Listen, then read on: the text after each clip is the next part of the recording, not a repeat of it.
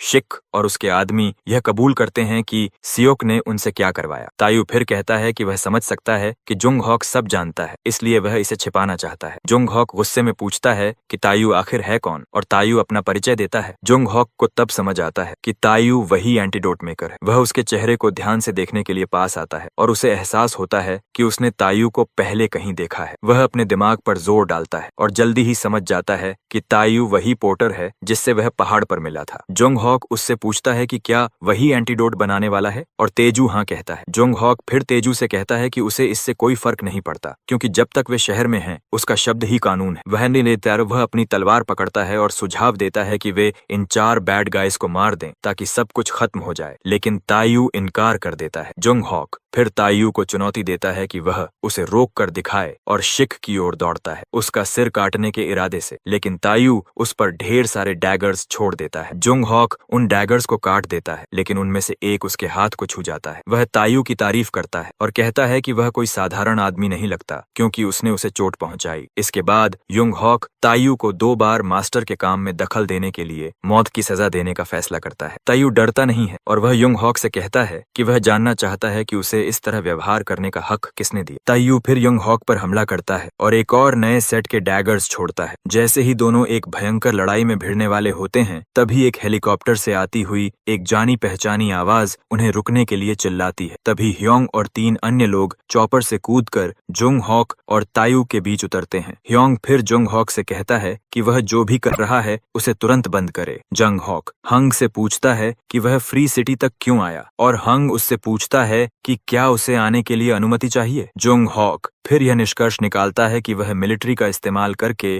गुर के मामलों में दखल दे रहा है, लेकिन हंग उसे यकीन दिलाता है कि वह वहां सोल्जर के रूप में नहीं आया है। वह कहता है कि वह सिर्फ एक सिविलियन है और सुझाव देता है कि वे अपने अपने रास्ते चले जाएं। ह्योंग तायू के पास जाता है और उससे पूछता है कि क्या वह कहीं घायल है, लेकिन तायू कहता है कि वह ठीक है। पता चलता है कि ह्योंग के साथ आए तीनों लोग भी मास्टर अवेकनर्स हैं और सभी मेजर जनरल्स भी हैं। असल में वे तीनों तायू के लिए मरने और उसके लिए किसी को भी मारने के लिए तैयार हैं क्योंकि वे उसे अपना बेनिफैक्टर मानते हैं। योंग हॉक यह देखकर हैरान रह जाता है कि मिलिट्री के लोग तायू से ऐसे बात कर रहे हैं जैसे वे उसके दोस्त हों। वह सोचता है कि शायद तायू उन्हें अपने पिता के कनेक्शन से पहले से जानता है। जोंग हॉक समझ जाता है कि उसे इन चारों के साथ सावधान रहना होगा क्योंकि वे मिलिट्री मैन हैं और मास्टर भी हैं। जोंग हॉक पीछे हटने का फैसला करता है, लेकिन वादा करता है कि वह इस अपमान का बदला बाद में जरूर लेगा। जोंग हॉक समूह को बताता है कि वह जा रहा है और हंग उसे चिढ़ाते हुए कहता है कि थोड़ी देर और रुक जाए। जोंग हॉक गुस्से में ह्योंग पर चिल्लाता है और कहता है कि वह उतना आजाद नहीं है जितना वह और उसके लोग हैं। ह्योंग मुस्कुराते हुए जुंग हॉक से कहता है कि उससे यही उम्मीद थी। जुंग हॉक इस बात से उलझन में पड़ जाता है और ह्योंग उसे बताता है कि अगर वह खुद को इतना व्यस्त बताता है तो उसे शहर के बैड गाइज को बहुत पहले ही संभाल लेना चाहिए था। वह उसे ताना मारते हुए कहता है कि अगर विजिलेंटी ग्रुप के लिए बैड गाइज ज्यादा भारी पड़ रहे हैं तो वह बैकअप देने को तैयार है। युंग हॉक कहता है कि इसकी कोई जरूरत नहीं है और अपने आदमियों को आदेश देता है कि वे शिक और उसके साथियों को ले जाएं ताकि बाद में उनसे निपटा जा सके। लेकिन ह्योंग उसे बता देता है कि शिक और उसके आदमी उसके साथ जाएंगे। जुंग हॉक गुस्से में याद दिलाता है कि उसने पहले ही कहा था कि मिलिट्री इसमें शामिल नहीं होगी और हंग कहता है कि बैड गाइज ने उसके करीबी दोस्त का अपहरण करने की कोशिश की थी, इसलिए उसे दखल देना पड़ा। बात जल्दी ही आमने सामने की टक्कर में बदल जाती है और युंग हुक कहता है कि ह्योंग जो कर रहा है वह इंपीरियल डिक्री का साफ उल्लंघन है। वह एम्परर का नाम घसीटने की कोशिश करता है। तभी ह्योंग अपना ऑरा छोड़ता है और जूनहा से पूछता है कि क्या वह सोचता है कि दोनों सिर्फ मास्टर होने की वजह से बराबर हैं। ह्योंग का ऑरा युंग हॉक की रीढ़ में ठंडक दौड़ा देता है और वह उसे बता देता है कि वह उसे वहीं बिना किसी परिणाम के मार सकता है। जुंग हॉक कांपने लगता है और बाकी मेजर जनरल्स उसे घेर लेते हैं। उसका मजाक उड़ाते हुए कहते हैं कि अगर ह्योंग आदेश दे तो वे उसे मारने के लिए तैयार हैं। यहाँ तक कि युंग हॉक के अपने लोग भी कांप रहे होते हैं। जैसे ही युंग हॉक समझ जाता है कि वह इस स्थिति को संभाल नहीं सकता, वह अपने आदमियों को पीछे हटने का आदेश देता है और कहता है कि वे रिट्रीट कर रहे हैं। उसके जाने के बाद तायू योंग का शुक्रिया करता है, लेकिन हंग उसे आश्वस्त करता है कि उसे चिंता करने की जरूरत नहीं क्योंकि वे अब एक ही नाव में हैं। बेक भी हंग का धन्यवाद करता है कि वह इतनी जल्दी आ गया क्योंकि उसी ने जनरल से संपर्क किया था। ह्योंग कहता है कि अच्छा हुआ उसने बुलाया क्योंकि अब स्थिति सुलझ चुकी है। फिर ह्योंग तायू से कहता है कि वह शिक और उसके आदमियों को खुद संभालेगा और उनके बैकर को भी, जो जाहिर तौर पर सियोक है। ताइजू उसे मना करता है कि वह इसकी चिंता न करे क्योंकि यह पर्सनल मामला है, लेकिन हंग कहता है कि यह सिर्फ उसका मामला नहीं है। वह समझाता है कि अगर किसी कॉम्प्लिकेशन से एंटीडोट प्रभावित हुआ तो कोर्स सेफ्टी खतरे में पड़ जाएगी। तायू आखिरकार ह्योंग के प्रस्ताव से सहमत हो जाता है और ह्योंग उसे भरोसा दिलाता है कि वह सारे लूज एंड्स खत्म कर देगा। तायू फिर युंग हॉक के बारे में सोचता है और उसे साफ याद है कि जुंग हॉक को एक फ्लाइंग डैगर लगा था, लेकिन उसके जाने तक उसमें पॉइजनिंग का कोई लक्षण नहीं दिखा। तायू मानता है कि अगर योंग नहीं आता तो हालात उसके लिए खराब हो सकते थे, इसलिए वह समझता है कि वह अभी भी कमजोर है और उसे और मजबूत बनना होगा। दूसरी तरफ जुंग हॉक जब अपने ऑफिस लौटता है तो देखता है कि उसका घाव अभी भी ताजा है, जो अजीब है। वह सोचता है कि क्या यह पॉइजन है और देखते ही देखते वह पूरे शरीर में फैलने लगता है। कुछ ही समय में उसका शरीर हरा पड़ने लगता है और नसें उभर आती हैं। वह देख के दर्द से चीखता है और अपने असिस्टेंट को तुरंत अस्पताल ले जाने के लिए चिल्लाता है। मौत सामने देखकर युंग हॉक सोचता रह जाता है कि तायू ने उसके साथ क्या किया। बाद में जब हंग और उसके आदमी बेस की ओर लौट रहे होते हैं, ह्योंग अपने आदमियों को आदेश देता है कि शिक और उसके गिरोह को समुद्र में फेंक दिया जाए क्योंकि उन्हें जो जानना था वे जान चुके हैं। बैड गाइज दया की भीख मांगते हैं, लेकिन हंग उनकी पुकार अनसुनी कर देता है और उन्हें चॉपर से नीचे धकेल दिया जाता है। इसके बाद हायोंग कहता है कि अगला टारगेट तैयार है और वह आदेश देता है कि तायोंग बायो की सुरक्षा के लिए कुछ ट्रूप्स तैनात किए जाएं। ऐसा लगता है कि ह्योंग तायू के साथ संबंध मजबूत करने का मौका ले रहा है। इसी बीच सोयान गुरिया सिटी एयरपोर्ट पहुंचती है और उसे अपने भाई का फोन आता है, जो उसे तायू द्वारा परिवार और ऑर्फेनेज के लिए किए गए सब काम के बारे में बताता है। चेहरे पर मुस्कान के साथ वह चोंग सून से कहती है कि वह जल्द ही घर पहुंचेगी। फिर वह टैक्सी को बेक के ऑर्फेनेज ले जाने के लिए कहती है और अपनी मुस्कान छिपा नहीं पाती क्योंकि उसे समझ आ गया है कि उसके पिता ने उसे क्यों बुलाया। थोड़ी देर बाद वह ऑर्फेनेज पहुंचती है जहां सब लोग दावत की तैयारी कर रहे होते हैं। उसके पिता दौड़कर उसे स्वागत करते हैं और आने के लिए धन्यवाद देते हैं। वह पूछती है कि क्या कोई खास मौका है और वह बताते हैं कि उन्होंने वाटर डियर पकड़ा है, इसलिए उसे बनाया जा रहा है। सून यह सुनकर चौंक जाती है और समझ जाती है कि चोंगून झूठ नहीं बोल रहा था। बेक सुझाव देता है कि वे तायू से मिलें जो बच्चों को खाना खिला रहा है। बेक सून का परिचय तायू से कराता है, लेकिन तायू उसे देखकर ज्यादा हैरान नहीं होता क्योंकि वे पहले मिल चुके हैं। सून यह देखकर चौंक जाती है कि तायू उसे अभी भी याद रखता है और पिछली बार की बदतमीजी के लिए माफी मांगती है। वह वादा करती है कि वह कंपनी को सही तरीके से बढ़ाएगी और तायू यह सुनकर खुश होता है। तभी हायोंग का असिस्टेंट मिन्सू और 19 सैनिक वहां पहुंचते हैं और तायू को बताते हैं कि उन्हें ताई होंग बायो की सिक्योरिटी के लिए भेजा गया है। तायू उनका धन्यवाद करता है, लेकिन कहता है कि इतने लोगों के रहने की जगह समस्या हो सकती है। मिन्सू उसे भरोसा दिलाता है कि चिंता की बात नहीं क्योंकि वे अपना एनकैंपमेंट गियर लाए हैं। दोनों हाथ मिलाते हैं और तायू कहता है कि वह उसके साथ काम करने के लिए उत्साहित है। मिन्सू कहता है कि वह उसके लिए अपनी जान तक दांव पर लगा देगा और तायू सुझाव देता है कि वे वाटर डियर सूप से शुरुआत करें। एमयू अपने आदमियों को सामान खोलने और फिर खाने का आदेश देता है। तायू यह देखकर हैरान रह जाता है कि वह अब अकेला नहीं है और उसके पास अपना फैक्शन है। बाद में गुरी कासल में सियोक को उसके अपराधों के लिए ऑटोनोमस कमेटी के सामने लाया जाता है। उससे पूछा जाता है कि क्या वह आरोप मानता है और वह अनिच्छा से मान लेता है। कमरे से बाहर निकलने के बाद सियोक दर्द से कराहता है क्योंकि उसके साथियों ने उसे धोखा दे दिया है। वह इस बात से भी चिंतित है कि वह शिक से संपर्क नहीं कर पाया। तब वह फैसला करता है कि उसे कुछ समय के लिए छिपकर रहना होगा। कुछ देर बाद शौक की कार एक रेड लाइट पर रुकती है और अचानक एक मास्क्ड आदमी मोटर बाइक पर आता है। वह उसकी कार का शीशा बैट से तोड़ देता है और सियोक को मारकर उसकी कार को नदी में धकेल देता है। यह करने के बाद वह अपने बॉस से संपर्क करता है और बताता है कि मिशन पूरा हो गया है और वह अब लौट रहा है।